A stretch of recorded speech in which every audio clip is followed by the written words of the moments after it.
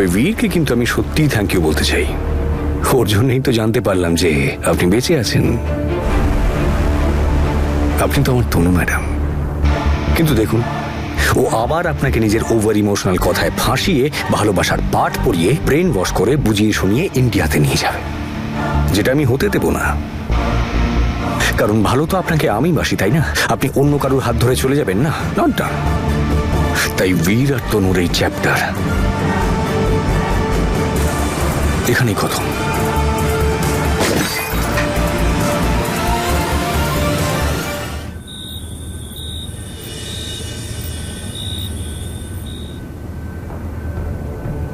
মাহি, আমি এরকম অনেক ছেলেদেরকে চিনি যারা এরকম মজা করে আর মেয়েদের সাথে টাইম পাস করে। এই ছেলেটা না ভালো না, তুই ভুলে যা ওকে। মনে হয় জামাইবাবু ঠিকই বলছে, ওরকমই কেউ হবে, টাইম পাস করছে হয়তো।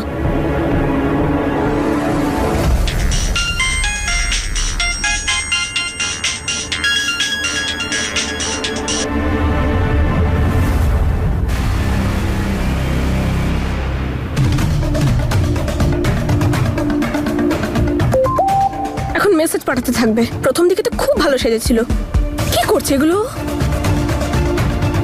তুমি নিশ্চয়ই এটাই ভাবছো, যে ছেলে প্রমিস করে দেখা করতে আসে না সে তোমার ইমোশনের মর্ম কি করে বুঝবে? যে কোনো ভালো ঘরের মেয়ে এটাই ভাববে, বাট ট্রাস্ট মি, আমার নিজের খারাপ লাগছে। সত্যি আমার একটা জরুরি কাজ এসে গেছিল, না হলে তোমার ওই সুন্দর মুখটা দেখতে আসতাম না। শুধু একবার ক্ষমা করে দাও মাহি, তারপর আর এরকম ভুল কখনো হবে না, প্লিজ।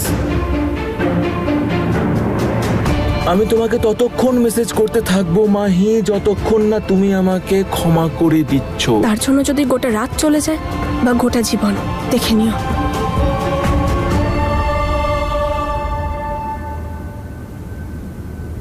আচ্ছা বাবা, ক্ষমা করলাম, এরপর আর কখনো এরকম করো না। ফাইনালি মাহি, ক্ষমা তো করতে হতোই। ও, আর তো দুটো দাদাও তো এখন নেই। হ্যাঁ, এবার তোকে আমার ফাঁসানোটা না খুব সহজ হয়ে গেল। Just wait and watch Mahi.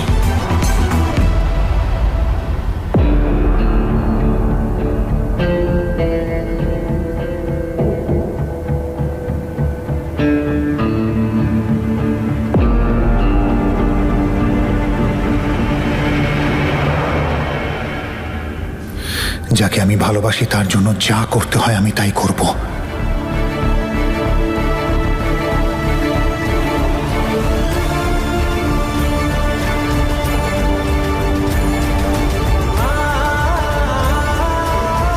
এবার টাইম চলে এসেছে এই টাকাগুলো ইউজ করার। আরে এমন কি দেখলি, এত রাতে একাই খুশি হচ্ছিস? কিছু না মা, ওই পার্টির কাজ ছিল, অনেকদিন ধরে পেন্ডিং ছিল, আজ ফাইনালি হলো। আরে আনন্দ তো হবেই মা। এই কথাটা তোর কাকা বুঝলে হয়, সারা রাত বসে বসে শুধু পার্টিরই কাজ করে, কোনো কথাই শুনতে চায় না। আসলে জানো মা, তনু চলে যাওয়ার পর থেকে কাকু একটু অন্যরকম হয়ে গেছে। তুমি টেনশন করো না, আমি সব সামলে নেব।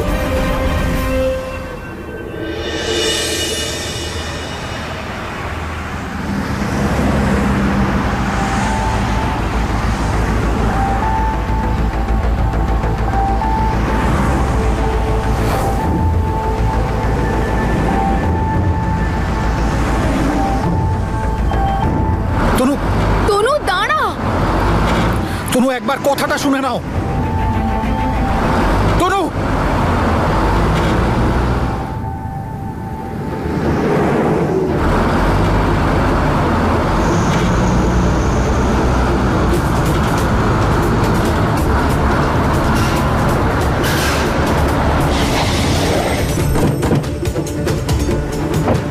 তনু, তনু, তনু, তনু দাঁড়া প্লিজ।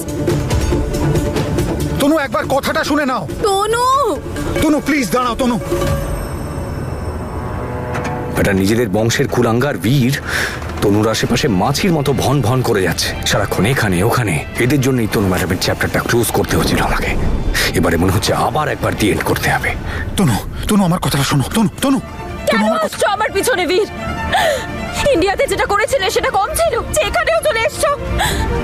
আমি তোমাদের দুজনের সাথে কোনো সম্পর্ক রাখতে চাই না, প্লিজ এখান থেকে চলে যাও। পুলিশকে ফোন করছি। তনু,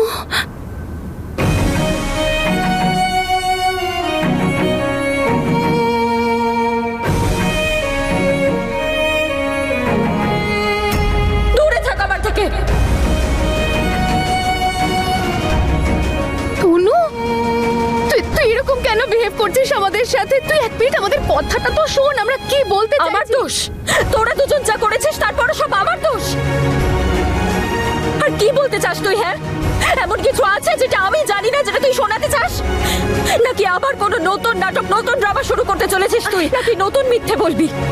কিন্তু আর না, আর আমি তোর কোনো মিথ্যেতে বিশ্বাস করব না, কারণ আমি এখন সবকিছু নিজের চোখে দেখেছি। সেই আগুনে পুড়তে আমার এত কষ্ট হয়নি যতটা কষ্ট আমাকে আমার ভালোবাসা আর আমার বোন দিয়েছে।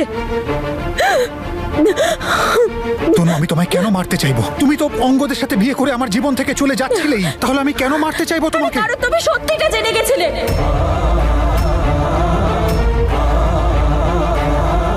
কি সত্যি? কোন সত্যির কথা বলছিস তুই তনু? কি জানতে পেরে গেছিলাম আমরা? Wow, great! এত বড় পাপ করার পরেও দুজন অবুঝ হওয়ার নাটক করছো। তনু, হেয়ালি না করে পরিষ্কার করে বলো কোন সত্যির কথা বলছো। আবার নতুন ড্রামা। আরে তোমাদের দুজনের লাইফ তো সেট ছিল। আমিও অঙ্গদকে বিয়ে করে তোমাদের লাইফ থেকে দূরে সরে যাচ্ছিলাম। তোমাদেরকে তো কেউ ব্লেমও করতো না আমাকে ঠকানোর জন্য। তাহলে এসব, কিন্তু ওপরওয়ালাই হয়তো অন্য কিছু চাইছিল। সেই জন্যই তো লাস্ট মোমেন্টে আমার মেডিকেল রিপোর্ট এলো। কোন রিপোর্ট? আমার প্রেগন্যান্সি রিপোর্ট।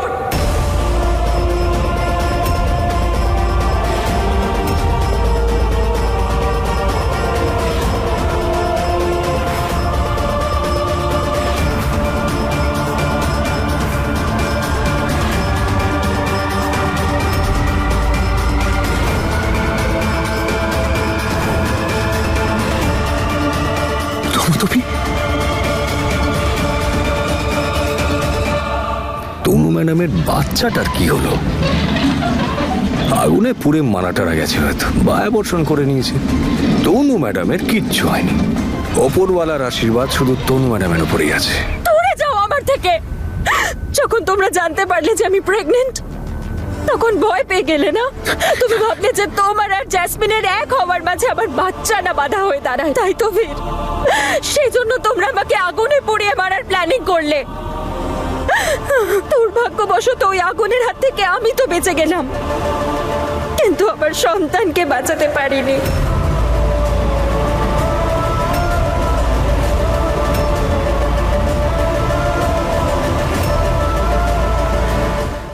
সেদিন আমি তোমাকে এটা বলার জন্যই ডেকেছিলাম বীর, যে আমি তোমার সন্তানের মা হতে চলেছি। হ্যালো বীর, তনু তোমার সঙ্গে দেখা করতে চায় এক্ষুনি। না না না না না না না তনু, এটা হতে পারে না। এটা সত্যি নয় তনু, এটা সত্যি নয়। এটাই সত্যি বীর, এটাই সত্যি। আমাদের সন্তান ছিল ওটা, তোমার সো কল্ড ভালোবাসার স্মৃতি। আর আমার থেকে রেহাই পাওয়ার জন্য তুমি আমাদের সন্তানকেও শেষ করে দিলে। আর এই পাপ কাজে তুমি একা নয়, এও তোমার সাথে ছিল, যে দুর্ভাগ্যবশত আমার বোন। সেই দিন তোমরা শুধু আমাকেই নয়, আমার সন্তানকেও শেষ করে দিয়েছো। সেই জন্য বলছি, আমাকে ছেড়ে দাও, চলে যাও এখান থেকে প্লিজ। তনু, তনু, তনু, খবরদার আমার কাছে আসবি না। হয় আমি নিজের প্রাণ দিয়ে দেবো, না হলে তোর প্রাণ নিয়ে নেবো। তনু, তুই কেন এমন করছিস তনু? একবার আমার কথাটা তো শোন। আর তোর মাথাটা কি খারাপ হয়ে গেছে? তোর সন্তান যদি এই পৃথিবীতে আসে, তাহলে তো আমরা সব থেকে বেশি খুশি হব। কি করে খুশি হতিস জ্যাসমিন? আমার সন্তান তো তোদের দুজনের মাঝে সবচেয়ে বড় বাধা হয়ে আসতো, তাহলে কি করে খুশি হতিস তোরা? আর যদি ওর মৃত্যুর জন্য শুধু তুই দায়ী হতিস, তাও হয়তো আমি সহ্য করে নিতাম। কিন্তু জানি না আমার ভাগ্যেই কেন এসব লেখা, যে আমার সন্তানের মৃত্যুর জন্য দায়ী তার নিজেরই বাবা। কি সব বাজে কথা বলছিস তুই তনু? আমি বলছি তো, তোর এই প্রেগন্যান্সি রিপোর্টের ব্যাপারে আমি কিচ্ছু জানতাম না। আরে আমার আগে তো তোর হাতে ওই রিপোর্ট এসেছিল জ্যাসমিন, আর আমি পড়ার আগে ওই রিপোর্ট তুই পড়ে করেছিলিস আমি সব জানি, সব তোর নতুন নাটক। জ্যাসমিন, না তনু, তুই ভুল ভাবছিস আমার ব্যাপারে। সত্যি বলছি, আমি একটা কথা মিথ্যে বলছি না। আর তুই একবার ভেবে দেখ তো, যদি তোর সন্তান এই পৃথিবীতে আসে তাহলে সে আমারও তো কেউ হবে, বল? তাহলে আমি এরকম কেন করব?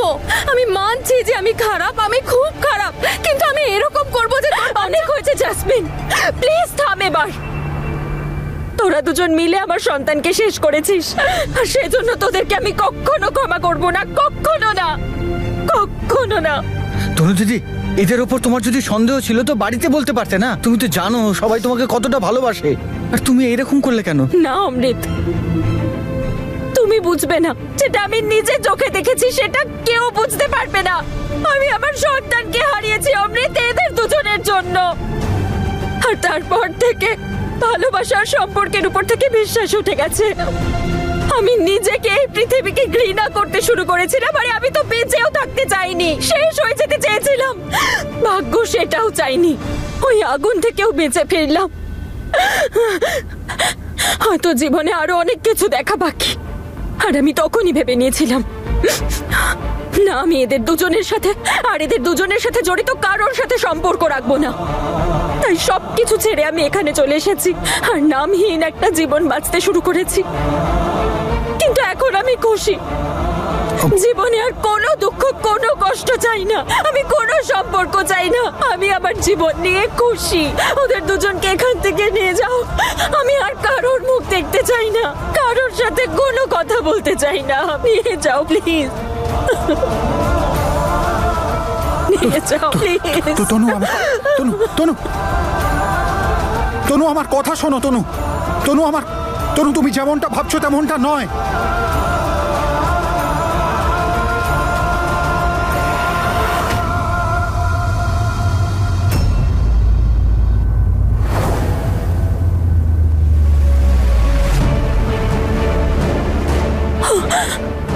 অঙ্গদ, অঙ্গদ,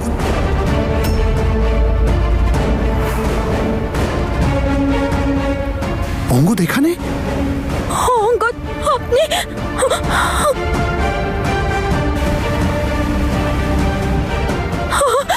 অঙ্গদ, আমাকে বাঁচান এদের থেকে। এরা এখানেও চলে এসেছে, আমাকে প্রাণে মারতে চায়।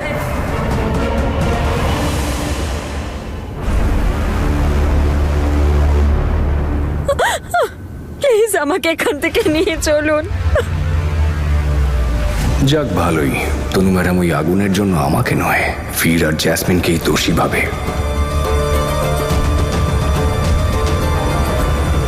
তনু, খুব বড় অন্যায় করছো তুমি এই মানুষটার ওপর বিশ্বাস করে। তোমার মনে হয় আমি তোমার ক্ষতি করতে পারি? আরে জ্যাসমিন আর আমার মধ্যে কিচ্ছু নেই। ও আমাদের দুজনকে এক করতে চাইতো, এক করতে চায়। তনু, আমি তোমাকে ছাড়া অন্য কারোর ব্যাপারে ভাবতে পর্যন্ত পারি না। প্লিজ আমাকে একটু বিশ্বাস করার চেষ্টা করো। আমি এবারে এক পাও বাড়াবে না, দূর থেকে কথা বলো বীর। তনু ম্যাডাম তোমায় ছেড়ে আমায় বেছে নিয়েছেন, আমার সাথে বিয়ে করতে চান, এইটা তোমার সহ্য হয়নি তাই না? তোমার তো অবশ্য প্রথম দিন থেকেই আমাদের বন্ধুত্ব পছন্দ হয়নি তাই না? নিজের ব্যাপারে বলছো নাকি? তার কারণ তুমি সহ্য করতে পারোনি তনু আর আমার ভালোবাসা, তনু আর আমার একসাথে থাকা। তার কারণ তনু তোমার কোনোদিনও বন্ধু ছিল না, সব সময় বন্ধুর থেকে উপরে ছিল। আর তুমি তনুকে পেতে চাইতে, সেই জন্য তুমি অঙ্গদ, আমরা এর সাথে কেন কথা বলছি? আমি ওর আশেপাশেও থাকতে চাই না, আমি ওকে ভরসাই করি না। ও আমার সন্তানকে কেড়ে নিয়েছে। মনে আছে আমি আপনাকে বলেছিলাম আমি প্রেগনেন্ট, আর আমি কথাটা বীরকে বলতে চেয়েছিলাম। আমি বলতে চেয়েছিলাম, কিন্তু আমি কি জানতাম যে জ্যাসমিন সবার আগে ওকে বলে দিয়েছে, কারণ রিপোর্টও আমার আগে পড়েছিল। আর তারপর ওরা আমায় মারার প্ল্যান করেছিল, কারণ আমার সন্তান এই পৃথিবীতে এলে ওদের দুজনের মধ্যে অনেক বড় বাধা হয়ে যেত। আমি ওদের আশেপাশেও থাকতে চাই না। প্লিজ আমায় নিয়ে চলুন। ঠিক আছে, আপনার ভয় পাওয়ার কোনো কারণ নেই। আমি থাকতে আপনার গায়ে কেউ হাতও দিতে পারবে না।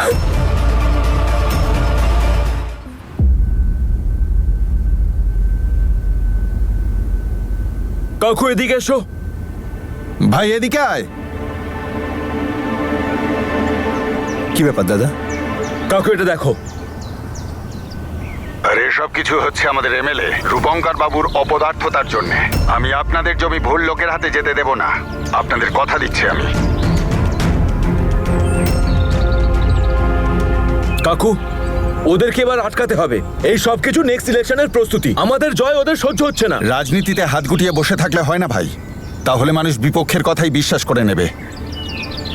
আমারও মনে হয় যে লোকজনের সাথে কথা বলা দরকার, না হলে ওই দীপ সিং না এই সব প্রচার করবে, আর ও রাজনীতির খুব বড় খেলোয়াড়। হ্যাঁ, সে তো ঠিকই দাদা, কিন্তু অকারণে কেন ইনি এইসব করতে যাবেন বলো?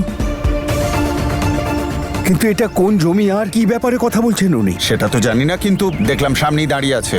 চল গিয়ে কথা বলি। কি কথা বলছো বাবা? কাকু এরকম ছোটখাটো ব্যাপারে গেলে না ভালো লাগে না বিষয়টা। ওই দীপ সিং এর জন্য না আমি একাই যথেষ্ট, আমি একাই যাব।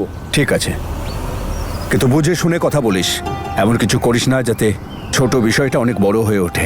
কাকু, আমি এতটাও অবুঝ নই। কোনো গন্ডগোল করব না, ভালো করে বুঝিয়ে আসবো। আমাদের বিরুদ্ধে যে সমস্ত কথাগুলো বলছেন সেগুলো যেন না বলেন। না, রাজ একলা যাবে না, তোমরা যাও না ওর সাথে। কাজও ও করবে, খারাপও ও হবে। তুমি চুপ করো তো, এসব কথার মধ্যে তুমি কথা বলো না। তুমি এসব কিছু বোঝো? আসলে দেখুন, আমি তো যেতে চাইছিলাম, অভিরাজি ওখানে একা যেতে চাইছে, আর আমিও চাই যে ও একাই যাক। না হলে ও কি করে বিশ্বাস করবে যে আমি এখনো যথেষ্ট বিশ্বাস করি? তনু, আমি তোমাকে বিশ্বাস করাতে চাই যে আমি এইসব কিচ্ছু করি। বীর, দূরে সরে গিয়ে কথা বলো। তনু, আমাকে বিশ্বাস করার চেষ্টা করো, আমি এসব কিচ্ছু করিনি।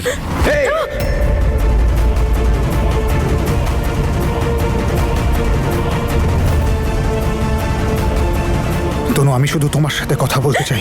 তনু, আমার ছাড়ো কথাটা আমার শোনো, বীর। আমার কথাটা বোঝার চেষ্টা করো, আমি কিচ্ছু করিনি। দাদা, দাদা তুমি ওর হাতে মার কেন খাচ্ছ? আমি অঙ্গদের সাথে লড়তে আসিনি। একবার তনু আমার কথাটা শুনে নিক, আমার কথাটা বুঝে নিক, তারপরে ওকে আমি মজা দেখাবো। কি দেখাবে? ওপরওয়ালা আমাকে আরেকটা জীবন দিয়েছে যেটা আমি কেড়ে নিতে দেব না, আর তাই উনি এখানে এসেছেন। আমি এখন অঙ্গদের সাথে আছি, তুমি আর আমাকে কোনোদিনও পাবে না বীর। শুনেছো তুমি? কোনোদিনও না। শুনলে? যাও এখান থেকে, ভাগো। অঙ্গদ, অঙ্গদ, এক মিনিট। তুমি তো বিশ্বাস করতে আমার প্রতি তনুর ভালোবাসাকে। তুমি সবসময় তনুকে কনভিন্স করতে আমার জন্য, আমার কথা শোনার জন্য। ও তো এখন তোমার বন্ধু, তুমি ওকে একটু বোঝাও না। তোমার মনে হয় আমি তনুর ক্ষতি করব? তুমি তো জানো ও যদি চোট পায় কষ্ট আমার হয়। তনু শুধু আমার ভালোবাসা নয়, আমার জীবন হয়, আর নিজের জীবনকেও নিতে পারে। তোমার উপর তো চোখ বন্ধ করে ভরসা করে। Angad, please. Sorry bro, sorry. আর বলো না। আমি কি বিশ্বাস করাবো ওনাকে? আমার নিজেরই তোমার উপর বিশ্বাস নেই। আমি 1000বার তোমাকে জ্যাসমিনের সঙ্গে দেখেছি। একবার হয়তো সেটা ভুল হতে পারে, দ্বিতীয়বার চলো সেটা ভুলও হতে পারে, মিসআন্ডারস্ট্যান্ডিং হতে পারে, কিন্তু যে জিনিসটা বারবার হয় না বীর, সেটা সত্যি হয়, বুঝলে? তোমার ভালোবাসা নিজের বিশ্বাসকে হেলায় হারিয়েছে বীর। তাই আমার থেকে আর তনু ম্যাডামের থেকে দূরে থাকো। আমাদেরকে নিজেদের জীবনটা নিজের মতো করে বাঁচতে দাও। তনু ম্যাডামের জীবনে তোমার কোনো জায়গা নেই। চলুন তনু ম্যাডাম। তনু, 1 মিনিট কথাটা শোন। দাদা, তনু দিদিকে একবার আটকাও। বীর, আটকাও না ওকে, ও চলে যাচ্ছে। কথা বলো ওর সাথে। ও আমাকে ঘেন্না করে আর আমার কোনো কথা শুনবে না।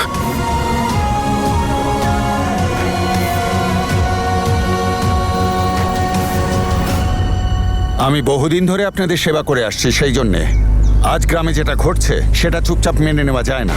সরকারি জমিগুলোকে ঠিকাদারদের কাছে বেচা হচ্ছে, আর তার বদলে মোটা টাকা নেওয়া হচ্ছে। আর এসব কিছু হচ্ছে আমাদের এমএলএ রূপঙ্কর বাবুর অপদার্থতার জন্যে। রূপঙ্কর সন্ধু, রূপঙ্কর সন্ধু, রূপঙ্কর সন্ধু, রূপঙ্কর সন্ধু। ভালো লাগলো দেখে দীপ বাবু আপনাদের সম্পর্কে এত ভাবেন, কিন্তু কথা আছে না, অর্ধেক সত্যি মিথ্যের থেকেও ভয়ঙ্কর।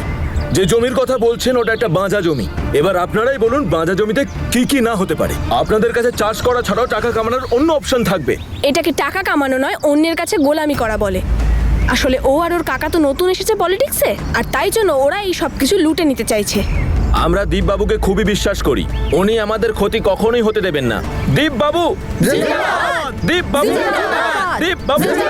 অনেক কথা বলেছিস মাহি, শুধু আজকের রাতটা যেতে দে, তারপর দেখছি।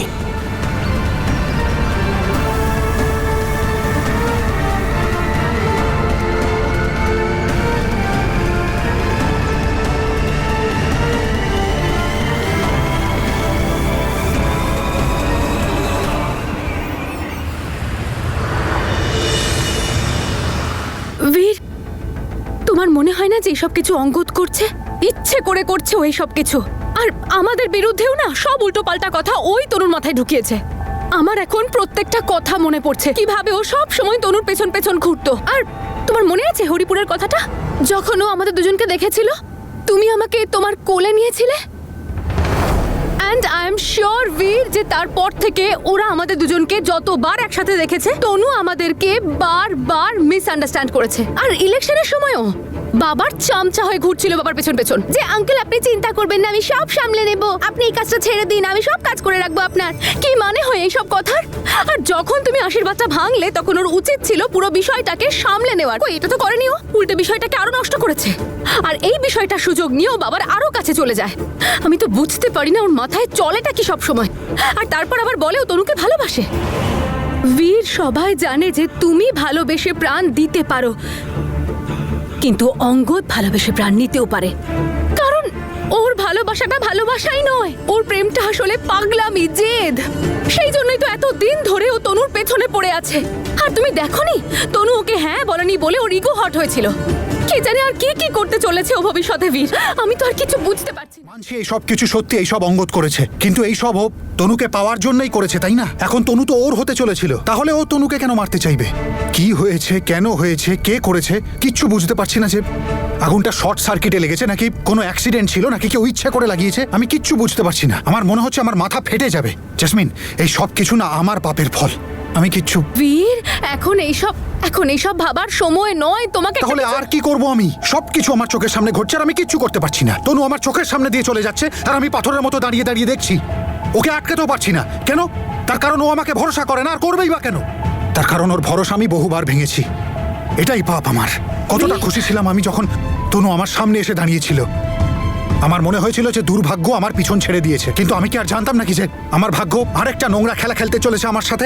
বীর, শান্ত হয়, কাম ডাউন প্লিজ, সামলাও তুমি নিজেকে। তুমি ঠিক করে শুনেছিলে যে তনু কি বলছিল? ও বলছিল যে ও ওর প্রেগন্যান্সির ব্যাপারে অঙ্গদকে সব বলেছিল।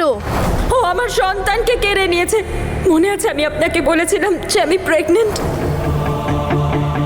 তার মানে অঙ্গদ সবকিছু জানতো যে তনু তোমার বাচ্চার মা হতে চলেছে। তাও সেই কথাটা অঙ্গদ কিন্তু আমাদের জানতে দেয়নি। আর এখন আমি বুঝতে পারলাম যে সেদিন সন্ধেবেলা তনু গুরুদ্বারায় কেন যাচ্ছিল।